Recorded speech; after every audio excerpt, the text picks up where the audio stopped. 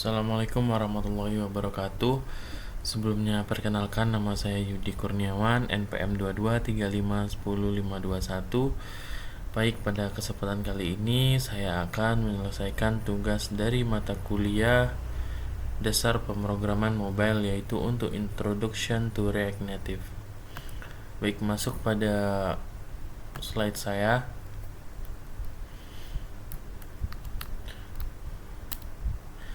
Ya, yang pertama materi yang dibahas pada the basic, yaitu yang pertama ada introduction, yang kedua ada core component and native component, yang ketiga itu ada React fundamental, yang keempat ada handling text input, yang kelima ada using a scroll view, yang keenam ada using list view, yang ketujuh ada troubleshooting, yang ke-8 ada platform specific code, dan yang terakhir ada more research.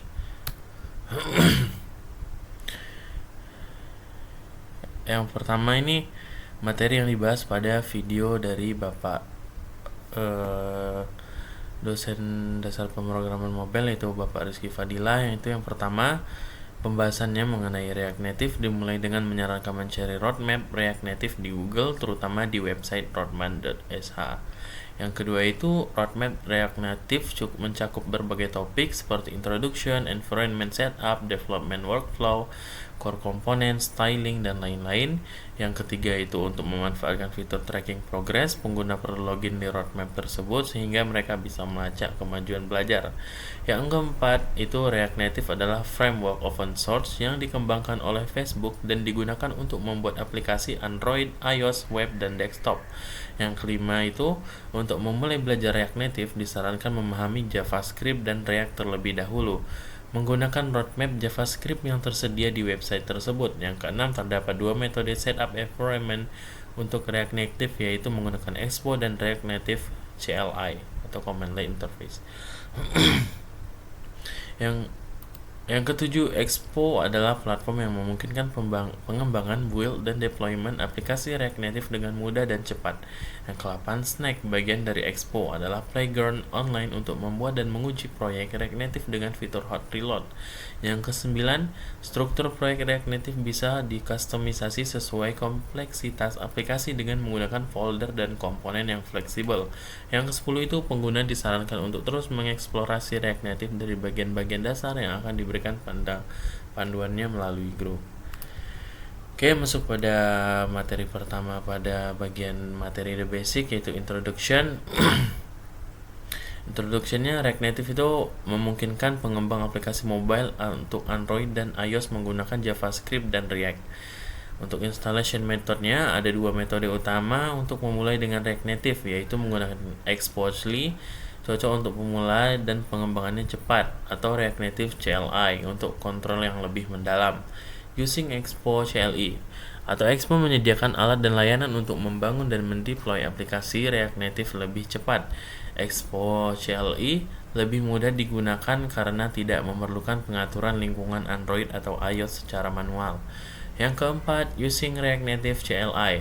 Untuk pengembang yang memerlukan akses penuh di native modul, React Native CLI memungkinkan pengaturan dan kontrol lingkungan pengembangan secara manual, tetapi memerlukan instalasi Android Studio dan Xcode untuk menjalankan aplikasi di Android dan iOS. Untuk requirement-nya, untuk menggunakan React Native CLI diperlukan pengaturan lingkungan pengembangan seperti Node.js, Watchman untuk Mac iOS, serta Android Studio dan Xcode. Masuk pada materi core component and native component. Di React Native adalah kerangka kerja sumber terbuka untuk membangun aplikasi Android dan iOS menggunakan React dan kapabilitas asli platform dari aplikasinya. Dengan React Native, Anda menggunakan JavaScript untuk mengakses API platform Anda serta untuk mendeskripsikan tampilan dan perilaku UI Anda menggunakan komponen React atau kumpulan kode yang dapat digunakan kembali dan disusun. Anda dapat mempelajarinya lebih lanjut tentang React di bagian berikutnya. Namun pertama-tama mari kita bahas cara kerja komponen di React Native. Dalam pengembangan Android dan iOS, tampilan adalah blok dasar penyusun dari UI. Elemen persegi panjang di layar yang dapat digunakan untuk menampilkan teks, gambar, atau menanggapi masukan dari pengguna. Bahkan elemen visual terkecil dari sebuah aplikasi seperti baris teks atau tombol adalah jenis dari tampilan. Beberapa jenis tampilan dapat berisi tampilan lain, tampilannya ada di mana-mana. React Native memungkinkan pengembang untuk memanggil tampilan Android dan iOS menggunakan JavaScript melalui komponen React saat runtime. Saat runtime, React Native menghasilkan tampilan yang sesuai untuk setiap platform sehingga aplikasinya terlihat dan berfungsi seperti aplikasi native. Komponen yang didukung platform ini disebut komponen asli. React Native menyediakan berbagai komponen native inti yang dapat langsung digunakan untuk membangun aplikasi sehingga memudahkan mengembangkan aplikasi lintas platform. Masih bagian core komponen and native komponen. Yang pertama ada core komponen. React Native menyediakan komponen inti yang secara langsung menerjemahkan ke elemen native pada platform Android dan iOS seperti view, text image, dan scroll view. Yang untuk view komponen, view adalah komponen dasar untuk menata dan mengelompokkan elemen lain. Ini setara dengan div di HTML dan mendukung style dan layouting.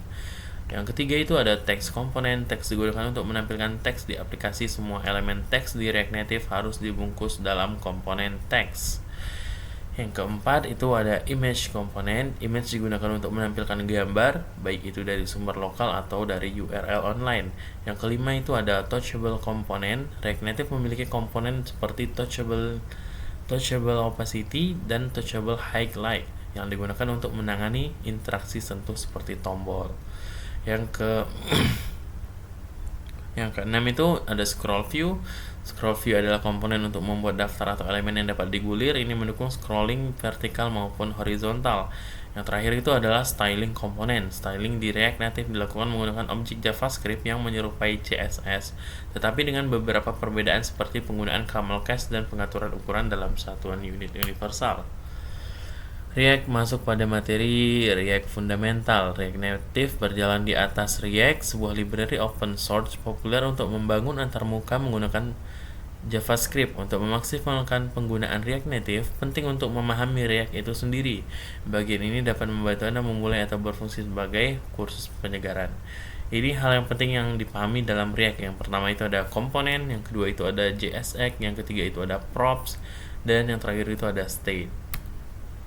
Di sini ada penjelasannya.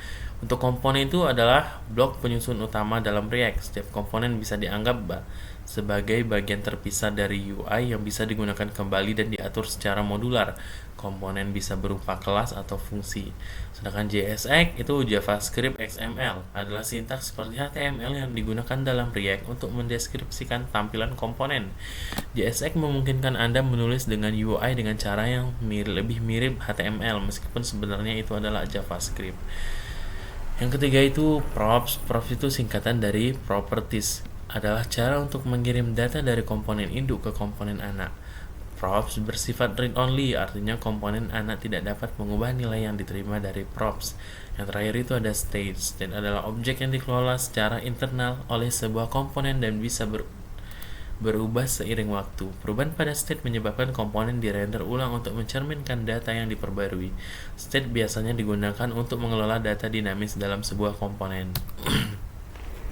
Materi selanjutnya itu adalah handling text input.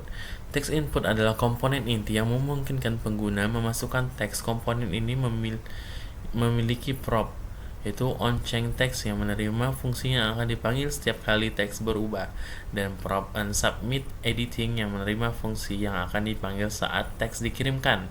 Text input digunakan untuk mengambil input dari pengguna dalam bentuk teks. Fungsi yang diberikan ke on-chain text memungkinkan kita untuk menangkap perubahan teks secara real time, misalnya untuk memvalidasi input atau memperbarui state. Sementara itu unsubmit editing digunakan saat pengguna selesai mengetik dan menekan tombol kirim atau enter, berguna untuk memproses input atau mengirim data setelah diisi. Masuk materi selanjutnya itu using a scroll view. Scroll view adalah wadah gulir umum yang dapat berisi beberapa komponen dan tampilan. Item yang dapat digulir dapat beragam jenis, dan Anda dapat menggulir secara vertikal maupun horizontal dengan mengatur properti horizontalnya. Scroll view dapat dikonfigurasi untuk memungkinkan pergantian antar tampilan menggunakan gestur gesek dengan menggunakan properti paging enabled. Pergantian secara horizontal antar tampilan juga dapat diimplementasikan di Android menggunakan komponen View Pager. Di iOS, Scroll View dengan satu item dapat digunakan untuk memungkinkan pengguna memperbesar konten, atur properti maksimum zoom scale dan minimum zoom scale, dan pengguna akan dapat menggunakan gestur pinch dan expand untuk memperbesar dan memperkecil. Scroll view bekerja paling baik untuk menampilkan sejumlah kecil hal dengan ukuran terbatas. Semua elemen dan tampilan dari scroll view dirender meskipun tidak ditampilkan di layar saat ini. Jika Anda memiliki daftar panjang item yang tidak muat di layar, sebaiknya gunakan yang namanya itu flat list sebagai penggantinya. Ya, masuk materi selanjutnya yaitu using list view. React Native menyediakan serangkaian komponen untuk menampilkan daftar data secara umum. Anda akan menggunakan flat list atau section list. Kalau flat list ini menampilkan daftar bergulir dari data yang berubah tetapi memiliki struktur yang serupa. Flat list sangat cocok untuk daftar data yang panjang di mana jumlah item mungkin berubah seiring waktu, berbeda dengan scroll view yang lebih umum. Flat list hanya merender elemen yang saat ini ditampilkan di layar, bukan semua elemen sekaligus. Komponen flat list membutuhkan dua properti, yaitu data dan render item. Data adalah sumber informasi untuk daftar tersebut. Render item mengambil satu item dari sumber data dan mengembalikan komponen yang diformat untuk dirender. Contoh ini membuat flashlist dasar dengan data yang di hardcode. Setiap item dalam properti data dirender sebagai komponen teks, komponen flatlist basic, kemudian merender flatlist beserta semua komponen yang ada pada teksnya. Kemudian materi selanjutnya itu adalah troubleshooting. Yang pertama, port sudah digunakan. Ini masalah-masalah yang ada pada troubleshooting ini biasanya. Yang pertama itu ada kayak port sudah digunakan.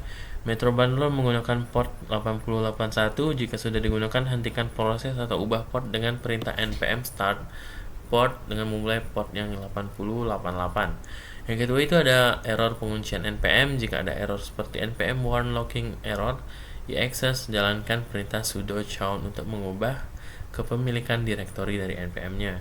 Yang ketiga itu ada library-nya hilang. Untuk React, pastikan semua dependensi yang relevan seperti rcttext.xcode approach adalah ditambah yang dikaitkan dengan aplikasi Anda. Yang keempat itu ada CocoaPods dan React Native. Tambahkan React dan spek yang diperlukan di file pod file dan jalankan pod install, gunakan file export space untuk proyek tersebut. Yang kelima ini tidak dapat dikompilasi dengan CocoaPods, gunakan plugin CocoaPods Fix React Native untuk memperbaiki masalah ketika menggunakan CocoaPods. Argumen yang terakhir itu ada argumen list too long. Periksa header search paths di Xcode dan kembalikan pengaturan ke default CocoaPods jika ada kesalahan di search header expansion file.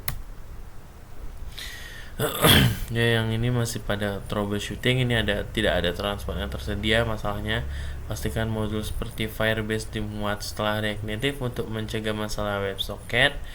Yang ini lanjutannya berarti yang ke 7, Shell comment on fresh exception.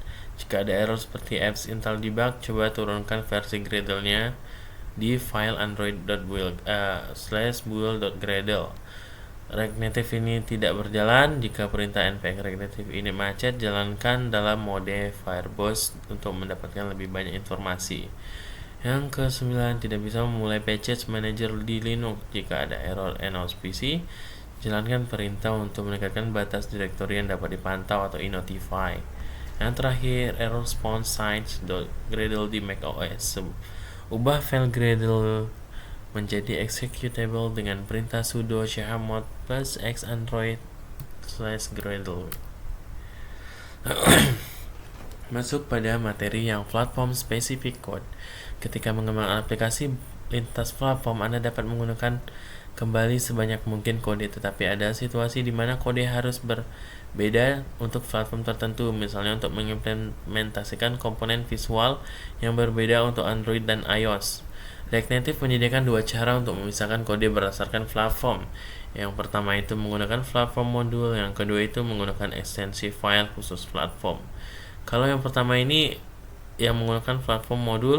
React Native memiliki modul yang mendeteksi platform di mana aplikasi berjalan seperti iOS dan Android. Anda dapat menyesuaikan logika berdasarkan platform yang terdeteksi, terutama jika hanya sebagian kecil dari komponen yang perlu diubah. Ini ada contohnya pada platform.os untuk menyediakan tampilan atau fitur. Anda bisa, yang kedua itu menggunakan ekstensi file khusus platform yang bisa memisahkan kode yang lebih kompleks ke dalam file yang berbeda dengan menggunakan ekstensi .ios.js atau android.js. Yang ke berikutnya itu masuk pada materi yang more research atau sumber lainnya. React Native menyediakan banyak sumber daya untuk pengembang dapat terus belajar seperti pengaturan lingkungan, workflow pengembang, pengiriman aplikasi ke App Store, internasionalisasi, keamanan, dan lainnya. Ini langkah selanjutnya, kita ada namanya setup environment, ada yang kedua itu workflow pengembangan, yang ketiga itu ada desain dan layout aplikasi, yang keempat debugging aplikasi, yang kelima membuat aplikasi lintas platform, yang keenam itu terlibat dalam komunitas React Native. Nah, ini yang bagian kanan ini adalah penjelasan lanjutannya, supaya nggak perlu dijelasin juga sih. Masih pada materi more research, di sini ada sumber lainnya. Yang pertama itu ada dokumentasi React, yang kedua itu tutorial dan panduan JavaScript dari MDN, yang ketiga itu dokumentasi platform Android dan iOS, yang keempat itu ada IDE yang direkomendasikan itu pada VS Code dengan alat bantu React Native. Ini platform yang bisa kita coba itu ada Expo dan Ignite. Kalau Expo ini framework untuk membantu membangun atau mengembangkan aplikasi React Native tanpa memerlukan Xcode atau Android Studio. Sedangkan yang Ignite itu starter kit CLI dengan boilerplate React Native seperti Ignite Maverick yang menggunakan MoF X dan 3 Reaction Native. Kalau komponen native dan turbo modulsnya, ini ada React Native memiliki komunitas besar yang membuat native komponen dan turbo models.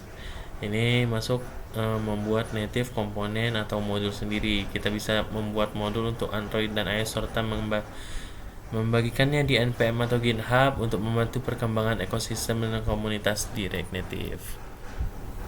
Oke, mungkin cukup sekian dari saya. Apabila ada kesalahan saya mohon maaf. Wabillahi taufik wal hidayah. Wassalamualaikum warahmatullahi wabarakatuh.